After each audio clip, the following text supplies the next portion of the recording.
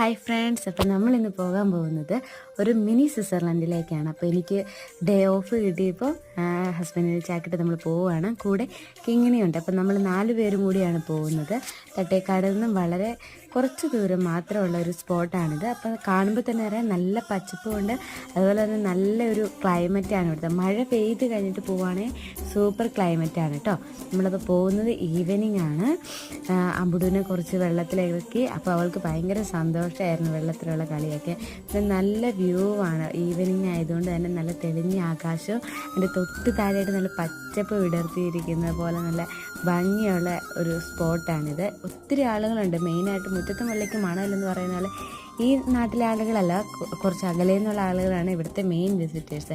എന്തായാലും അമ്പുടുവിന് ഈ യാത്ര ഒത്തിരി ഇഷ്ടമായിട്ടോ. ഞങ്ങൾക്കും ഒത്തിരി ഇഷ്ടമായി. ഞങ്ങൾ പ്രതീക്ഷിച്ചതിനേക്കാളും കൂടുതൽ നല്ല എൻജോയ് ചെയ്യാൻ പറ്റിയ ഒരു സ്പോട്ടായിരുന്നു. അപ്പോൾ ഇനി ഒരു വേറെ വ്ളോഗുമായിട്ട്